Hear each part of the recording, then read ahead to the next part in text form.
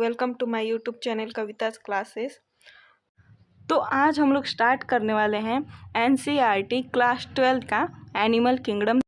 तो चलिए शुरू करते हैं एनिमल किंगडम। तो मैंने इस चैप्टर को 5 वीडियोज़ में डिवाइड किया है। मेरा जो कंटेंट है पूरा एनसीईआरटी बेस्ड होगा, तो मैंने उसी के अकॉर्डिंग 5 वीडियोज़ में इस चैप्टर को डिवाइड किया है।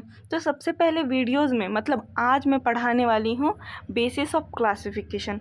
उसके बाद मैं 3 किंगडम्स एक वीडियो में डिस्कस करूँगी, देन नेक्स्ट 3 किंगडम जो है एक वीडियो में डिस्कस करूँगी। ऐसे करके मैं 5 वीडियो इस चैप्टर के लिए लाऊंगी, जो कि लेंथ में ज़्यादा बड़ा नहीं होगा, छोटा ही होगा। ठीक है, तो चलिए स्टार्ट करते हैं बेसिस ऑफ क्लासिफिकेशन। सबसे पहले तो मैं बता दूं कि किन ऑर्गेनिजम्स को हम लोग एनिमल किंगडम में रख सकते हैं। मान लीजिए हम लोग R.H. विटेकर का 5 किंगडम क्लासिफिकेशन तो पढ़ ही आए हैं कि उन्होंने 5 किंगडम दिए थे, Monera, Protista, then Fungi, then Plantae, और सबसे एडवांस जो था ये एनिमल किंगडम था। तो ऐसे क्या फीचर्स हैं उन ऑर्गेनिजम्स में जिनको हम लोग एनिमल किंगडम में प्लेस करेंगे। ठीक, एनिमल किंगडम को ही हम लोग मेटाजोन्स भी बोल सकते हैं। तो इनके फीचर्स क्या हैं? तो वो ऑर्गेनिज्म जो है वो मल्टी सेल्यूलर होगा। हम लोगों ने किंगडम मोनेरा पढ़ा था, उसमें क्या था, यूनिसेल्युलर ऑर्गेनिज्म था, वो एक ही सेल से मिलके बना था। लेकिन एनिमल किंगडम में मोर देन 1 सेल्स के ऑर्गेनिजम्स प्लेस किए गए, उन्हें बोलते हैं मल्टी सेल्यूलर। देन ये होते हैं हेट्रोट्रॉपिक, ऑटोट्रॉपिक नहीं होते, ये फूड के लिए दूसरों पे डिपेंड होते हैं। ठीक, इन्हें बोला जाता है हेट्रोट्रॉपिक। देन आते हैं इनका मोड ऑफ न्यूट्रिशन क्या है। इनका मोड ऑफ न्यूट्रिशन है होलोजोइक। होलोजोइक मतलब क्या, चलिए मैं एग्जाम्पल से बता दूं। हम ह्यूमंस भी holozoic mode of nutrition show करते हैं। कैसे? जो भी हम लोग दाल चावल रोटी सब्जी खाते हैं, वो पहले हम लोग खाते हैं मतलब इंजेस्ट करते हैं पहले, देन उसके बाद पेट में जाके उसका डाइजेशन होता है। हालांकि फूड का डाइजेशन हम ह्यूमंस में मुंह से भी स्टार्ट हो जाता है, लेकिन एक मोटा माटी में बता दूं कि पहले हम लोग इंजेस्ट करते हैं देन डाइजेस्ट करते हैं, उससे ही बोलते हैं होलोजोइक मोड ऑफ न्यूट्रिशन। तो ये फीचर्स होने चाहिए कि हम लोग उस ऑर्गेनिजम्स को एनिमल किंगडम में प्लेस कर सकते हैं। तो चलिए अब नेक्स्ट बढ़ते हैं। नेक्स्ट क्या है, ये है 10 किंगडम्स। ठीक, ये 10 किंगडम है, हम लोग को पढ़ना है। ये सीक्वेंस वाइज आप लोग को याद रखना है। इन किंगडम को सीक्वेंस वाइज याद रखना है। पोरीफेरा जो किंगडम है वो सबसे प्रिमिटिव लेवल का होगा, इनमें ज़्यादा एडवांस नहीं होंगे फीचर्स। और जैसे ही हम लोग नीचे बढ़ते जाएंगे तो सबसे एडवांस लेवल का जो है वो कॉर्डेटा है। इसी में हम लोग भी आते हैं कॉर्डेटा में, कि हम लोग का सारा फीचर जो है वो एडवांस है, इसलिए हम लोग को ये सीक्वेंस में याद करना है। ठीक है, सॉरी ये 10 किंगडम नहीं है, फाइलम है, मैंने गलती से बोल दिया फाइलम किंगडम, तो आप लोग करेक्ट कर लीजिएगा।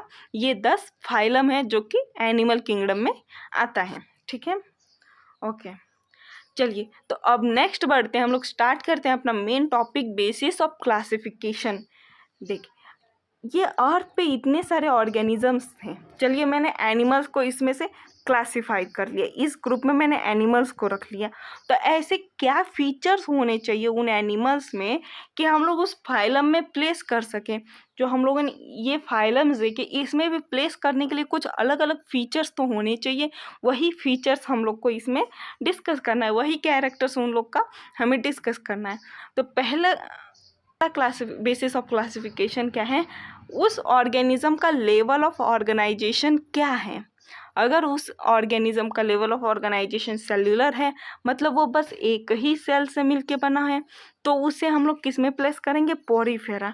उसका लेवल ऑफ ऑर्गेनाइजेशन टिश्यू है, मतलब सिमिलर सेल्स का ग्रुप आके कुछ स्पेसिफिक फंक्शन करता है तो उसको हम लोग टिश्यू लेवल ऑफ ऑर्गेनाइजेशन बोलते हैं। तो ये किस में डेवलप्ड है? तो ये सिलेंट्रेटा एंड टिनोफोरा में डेवलप हो गया है।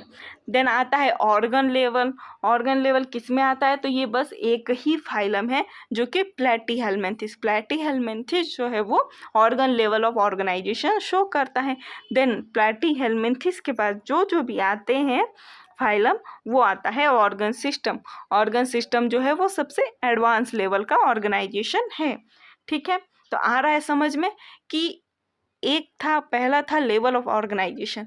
अब हम लोग देखेंगे सिमेट्री। सिमेट्री होता क्या है वो मैं बता दे रही हूँ। अगर मैं किसी एनिमल को मैं कट कर रही हूँ उसके सेंटर से, ठीक, मैं उसके सेंटर से उसके बॉडी को कट कर रही हूँ, तो वो क्या मुझे इक्वल हाफ में डिवाइड हो रहा है? अगर हो रहा है तो उसमें सिमेट्री प्रेजेंट है। अगर उस एनिमल को समझ लीजिए ऐसा कोई एनिमल है, मैं उसको किसी भी एंगल से कट करना चाहूँ, तो वो मुझे इक्वल हाफ नहीं देगा, वो इक्वल हाफ में डिवाइड नहीं होगा, तो वो होते हैं एसिमेट्रिक। ठीक है, एक होता है सिमेट्रिक, एक होता है एसिमेट्रिक। एसिमेट्रिक मतलब वो इक्वल हाफ में डिवाइड नहीं होगा, और सिमेट्रिक मतलब वो इक्वल हाफ में डिवाइड होगा। समझ में आ रहा है? ठीक है, तो चलिए ये तो समझ लिए कि सिमेट्रिक क्या होता है, एसिमेट्रिक क्या होता है। देखिए इंग्लिश में मैं बता दूं, body can't be divided into equal half passing through any plane. किसी भी प्लेन से मैं उस बॉडी को इक्वल हाफ में डिवाइड नहीं कर सकती। उसका एग्जांपल क्या है? पोरीफेरा। देखिए पोरीफेरा के एनिमल्स ऐसे ही रैंडमली प्रेजेंट होते हैं, तो इनको मैं इक्वल हाफ में डिवाइड नहीं कर सकती, इसीलिए ये होते हैं एसिमेट्रिक। देन आते हैं रेडियली सिमेट्रिक। ये सिमेट्रिक तो होते हैं, लेकिन रेडियली मतलब क्या होता है? अगर मैं इस ऑर्गेनिज्म या फिर एनिमल को किसी भी प्लेन से कट कर रही हूँ उसके सेंटर के थ्रू, तो वो मुझे इक्वल हाफ में डिवाइड हो रहा है। देखिए, body can be divided into equal half passing through any plane. मैं किसी भी प्लेन से उसको डिवाइड कर सकती हूँ, इसे ही बोलते हैं रेडियली सिमेट्रिकल। तो इसका एग्जाम्पल क्या है? इसका एग्जाम्पल है सिलेंट्रेटा एंड टिनोफोरा। अगर हम लोग बेसिस ऑफ क्लासिफिकेशन पढ़ रहे हैं तो आप लोग को ये दोनों फाइलम जो है भाई बहन की तरह साथ साथ ही दिखेंगे, तो आप लोग याद कर सकते हैं। हाँ, जहाँ सिलेंट्रेटा होगा वहाँ टिनोफोरा होगा। लेकिन सिमेट्री में एक एक्सेप्शन है जो कि इकाइनोडर्म। इकाइनोडर्म का अडल्ट जो है वो रेडियली सिमेट्री होता है, लेकिन इकाइनोडर्म का जो लार्वा है वो बाइलेटरल सिमेट्रिकल होता है। अब चलिए मैं बता दूं बाइलेटरल सिमेट्रिकल क्या होता है। अगर मैं किसी ऑर्गेनिज्म को या फिर एनिमल को बस एक ही प्लेन से डिवाइड कर सकती हूँ, किसी और प्लेन से नहीं डिवाइड कर सकती, तो उसे बोलते हैं बाइलेटरल सिमेट्रिकल। ठीक है, body can be divided into equal half passing through only one plane through centre. ठीक है, इसका एग्जाम्पल क्या हुआ? प्लेटीहेल्मिन्थिस से लेके कॉर्डेटा तक, और एक एक्सेप्शन जो बताया इकाइनोडर्म का लार्वा। ठीक है, अब नेक्स्ट आता है जर्म लेयर। जर्म लेयर के अकॉर्डिंग भी हम लोग ऑर्गेनिजम्स को डिवाइड कर सकते हैं या फिर उसको ग्रुप में क्लासिफाई कर सकते हैं। तो देखिए जर्म लेयर मतलब होता क्या है, पहले मैं वो बता दूं। ये थोड़ा ह्यूमन रिप्रोडक्शन से रिलेटेड टॉपिक है, फिर भी ऊपर मैं बता दे रही हूँ। तो इसमें होता क्या है, ओवम और स्पर्म जो है वो फ्यूज़ करके जाइगोट बनाते हैं, ये तो आप लोग को पता ही है। ठीक है, तो जाइगोट बनने के बाद डेवलपमेंट का फेज़ आता है। तो एक फेज़ ऐसा आता है गैस्ट्रुला नाम का फेज़ आता है। ये क्या करता है, इसमें जर्म लेयर्स दिखाई देते हैं। जर्म लेयर मतलब क्या, इसका जो है लेयर्स बनती हैं। मान लीजिए एक एनिमल में बस 2 ही लेयर बना, एक एनिमल में 3 लेयर बना, उसी के अकॉर्डिंग जिसमें 2 लेयर बन रहा है उसे डिप्लोब्लास्टिक बोला जा रहा है, जिसमें 3 लेयर बन रहा है उसको ट्रिप्लोब्लास्टिक बोला जा रहा है। ठीक है, चलिए आगे देखते हैं। तो डिप्लोब्लास्टिक एंड ट्रिप्लोब्लास्टिक में डिफरेंस क्या है? तो डिप्लोब्लास्टिक में बस 2 ही जर्म लेयर दिखाई देती हैं एंड ट्रिप्लोब्लास्टिक में 3 जर्म लेयर दिखाई देती हैं। तो वो जर्म लेयर को बोला क्या जाता है, जो डिप्लोब्लास्टिक है 2 लेयर, एक्टोडर्म और एंडोडर्म। एंड ट्रिप्लोब्लास्टिक में कौन कौन से लेयर्स होते हैं? Ecto, endo and mesoderm. तो चलिए यहाँ पे तो मीजोडर्म प्रेजेंट है, तो डिप्लोब्लास्टिक में भी कुछ ऐसा स्ट्रक्चर प्रेजेंट है। तो डिप्लोब्लास्टिक में प्रेजेंट होता है नॉन सेल्यूलर मीजोग्लिया। ठीक है, देखें ये जो लेयर है, मान लीजिए ये एक्टोडर्म हुआ, ये एंडोडर्म हुआ, तो इसके अंदर जो लेयर है उसे मीजोग्लिया बोला जाता है। तो चलिए मीजोडर्म क्यों नहीं बोला जाता इसे? अगर मैं ट्रिप्लोब्लास्ट बना रही हूँ, ये एक्टोडर्म हुआ, ये एंडोडर्म हुआ, इसके अंदर मीजोडर्म होगा, तो इसको मैं क्यों नहीं बोल रही हूँ मीजोडर्म? तो ये जो मीजोग्लिया है वो नॉन सेल्यूलर होता है, यहाँ पे सेल्यूलर होता है, इसीलिए हम लोग उसे नाम दिए मीजोडर्म। लेकिन ये नॉन सेल्यूलर होता है, ये फ्यूचर में जाके मतलब जब डेवलप्ड होगा ये किसी भी ऑर्गन या टिश्यू का फॉर्मेशन नहीं करेगा, इसीलिए इसे नॉन सेल्यूलर बोला जाता है। ये मीजोग्लिया होता है। इसका एग्जाम्पल क्या है? वही फिर भाई बहन सिलेंट्रेटा एंड टीनोफोरा, और ट्रिप्लोब्लास्ट में उसके आगे के सब आते हैं। ठीक है, अब आता है सिलोम। सिलोम में क्या होता है? चलिए मैं नेक्स्ट वाले स्लाइड से समझाना चाहूँगी। पहले हम लोग यू सिलोमेट देखते हैं, ट्रू सिलोम मतलब होता क्या है, फिर उसके बाद नेक्स्ट पढ़ते हैं। The body cavity which is lined by mesoderm on the both sides. अब होता क्या है, जो जर्म लेयर बना था, बॉडी कैविटी क्या होती है? हम लोग के बॉडी के अंदर जो कैविटी प्रेजेंट होती हैं वो कैविटी जो है उसके दोनों ही साइड क्या प्रेजेंट होना चाहिए? मेसोडर्म। देखिए ये बॉडी कैविटी है, इस फिगर में देखिए एनसीईआरटी का फिगर है, ये बॉडी कैविटी है। ठीक, ये बॉडी कैविटी है जहाँ मैं डॉट डॉट कर रही हूँ। अगर इसके साइड में यहाँ पे दोनों ही साइड मतलब सब जगह मेसोडर्म प्रेजेंट है, तो ये क्या हुआ? यूसिलोमेट। देखिए हिंदी में इन शॉर्ट बता रही हूँ, अगर बॉडी कैविटी मेसोडर्म से लाइन है तो उसे हम लोग ट्रू सिलोम या फिर यूसिलोमेट बोलेंगे। ठीक है, स्यूडोसिलोमेट उसे ही बोलते हैं फाल्स सिलोम। फाल्स सिलोम बोला जाता है क्योंकि इसमें मेसोडर्म जो प्रेजेंट होता है वो स्कैटर्ड पाउचेस के फॉर्म में प्रेजेंट होता है। देखिए यहाँ पे ये हुआ एक्टोडर्म, ये हुआ एंडोडर्म। ठीक, ये एक्टोडर्म हुआ, ये एंडोडर्म हुआ, इन दोनों ही के बीच मेसोडर्म तो प्रेजेंट है लेकिन वो स्कैटर्ड फॉर्म में प्रेजेंट होता है, इसीलिए इसे बोलते हैं स्यूडोसिलोमेट या फिर फाल्स सिलोम। ठीक है, अब नेक्स्ट आता है एसिलोमेट, जिसे बोलते हैं नो सिलोम, जहाँ पे सिलोम प्रेजेंट नहीं होती, बॉडी कैविटी एब्सेंट होती है। इसमें क्या होता है, जो मेसोडर्म है वो सॉलिड फॉर्म का बन जाता है, मेसोडर्म जो है वो स्प्लिट नहीं होता है, वो सॉलिड ही रह जाता है।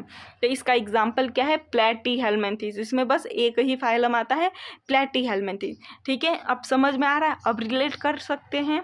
तो चलिए अब एग्जाम्पल देखते हैं हम लोग, इसके पहले जो एग्जाम्पल दिए थे। अब देखिए एग्जाम्पल में क्या है, चलिए अब एग्जाम्पल देखते हैं। एसिलोमेट, स्यूडोसिलोमेट एंड यूसिलोमेट बता दी हूँ, जिसमें बॉडी कैविटी प्रेजेंट थी और मेसोडर्म से लाइन था, वो था यूसिलोमेट। जिसमें स्कैटर्ड पाउचेस थे वो थे स्यूडोसिलोमेट, और जिसमें जो मेसोडर्म है वो सॉलिड फॉर्म था, मतलब डिवाइड नहीं हुआ था, उसे बोलते हैं एसिलोमेट। एसिलोमेट में कौन कौन से थे? प्लेटीहेल्मिन्थेस। ठीक, ये सब भी आ सकता है लेकिन इन सब का केस थोड़ा अलग है। मैं ये लॉन्ग वीडियो जब आएगा मेरा तब मैं आप लोग को अच्छे से डिटेल में एक्सप्लेन करूँगी। ठीक है, तो आप लोग ये याद रख सकते हैं। इसमें क्या होता है? Absence of coelom. Then pseudocoelomate में क्या आते हैं? एस्केहेल्मिन्थेस। इसमें आता है यूसिलोमेट में एनीलिडा से लेके कॉर्डेटा। ठीक है, ओके। अब नेक्स्ट हम लोग देखते हैं मेटामेरिक सेगमेंटेशन क्या होती है। अगर मुझे बेसिस ऑफ क्लासिफिकेशन देखना है, अगर मुझे उस एनिमल को क्लासिफाई करना है तो उसका मेटामेरिक सेगमेंटेशन क्या है? Body can be divided externally internally with serial repetition of at least some organs. मतलब या तो बॉडी एक्सटर्नली डिवाइड हो या तो इंटरनली डिवाइड हो, उसके अंदर जो है किसी ऑर्गन का सीरियल रिपीटेशन हो, उसे बोलते हैं मेटामेरिज्म। जैसे कि कॉकरोच में देखिए 13 चेम्बर का हर्ट होता है, हर्ट जो है इसके अंदर रिपीट हो रहा है, इसीलिए बोलते हैं कि हाँ इसमें मेटामेरिक सेगमेंटेशन प्रेजेंट है, क्योंकि इसमें जो है वो प्रेजेंट, सॉरी, इसमें रिपीटिशन हो रहा है किसका, उसके ऑर्गन का, कुछ एकाध ऑर्गन का, सारे ऑर्गन्स का नहीं। ठीक है। नेक्स्ट आता है नोटोकॉर्ड। अगर जिस एनिमल में नोटोकॉर्ड प्रेजेंट है तो उसे कॉर्डेट्स में रखेंगे, नहीं प्रेजेंट है तो उसको नॉन कॉर्डेट्स में रखेंगे। नोटोकॉर्ड क्या है, अ सपोर्टिंग मेसोडर्मली डिराइव स्ट्रक्चर डॉर्सली, मतलब डॉर्सल साइड में एक नोटोकॉर्ड प्रेजेंट होती है, उसे ही हम लोग नोटोकॉर्ड बोलते हैं। वो कॉर्डेट्स का एक फीचर है। जब हम लोग कॉर्डेट्स पढ़ेंगे ना, उस वाले वीडियो में इसको मैं अच्छे से डिस्कस करूँगी। ठीक है, तब तक के लिए आप लोग देखते रहिए। और नेक्स्ट आएगा अब हम लोग का फाइलम वाला वीडियो, जो कि है पोरीफेरा, सिलेंट्रेटा एंड टीनोफोरा। ठीक है, तब तक आप लोग को अगर नोट चाहिए होगा तो मेरे टेलीग्राम लिंक से जुड़ सकते हैं, नीचे डिस्क्रिप्शन बॉक्स में टेलीग्राम का लिंक है। तब तक के लिए लाइक, शेयर एंड सब्सक्राइब कर दीजिए।